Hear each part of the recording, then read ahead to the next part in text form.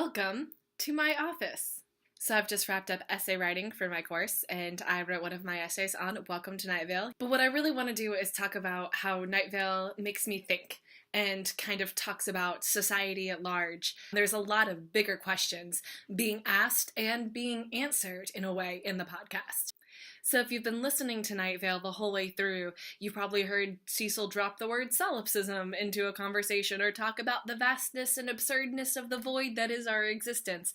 Or you've heard Kevin from Desert Bluffs talk about the smiling God, and you've wondered whether that's a commentary on the prosperity gospel in America, or just what happens when you tie religion to power. Night Vale is Gothic literature, or more specifically, American Gothic literature, but Gothic literature in general has a history of dealing with societal problems by putting them into these monsters that we're talking about. Frankenstein is not just a story about a mad scientist or a creepy monster, it is a story about how we were coping with how science was changing so quickly at the time and how that would change us. And like some of that psychoanalyzing is a bridge too far, but I do think that there is an undercurrent in Night Vale that actually comments on our science and religion discussion as it happens in the US. If you think about it, a lot of the science and religion discussion is happening around what we allow our children to know. I mean, come on, creationism, evolution, it's all about that. It's not necessarily even about the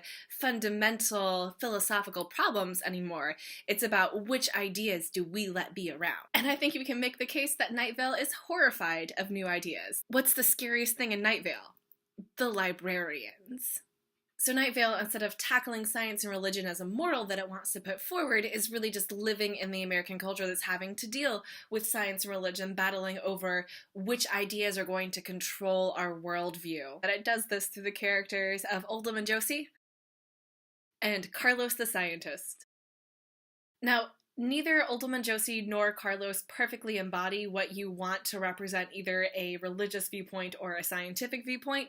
They're caricatures and satirizations the way a lot of things in Night Vale are. But Josie is the one who hangs out with the angels, and I think we can all agree that angels are probably the closest thing that we get to a Christianity that we want in Night Vale. And Carlos, bless his soul, is still the closest thing you're going to get to somebody who is embracing an empirical worldview. And Carlos has an enthusiasm for existence that you don't always find outside of somebody who's trying to bring people around to a scientific worldview.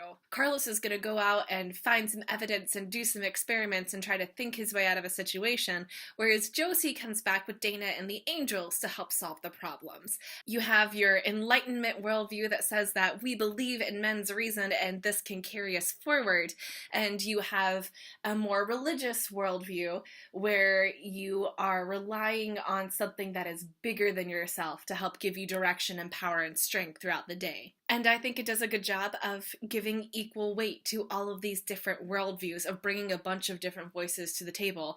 There's an overwhelming existential dread that hangs over Night Vale like the glow cloud through all of this series. But I think, in a way, we're given the tools to deal with that dread.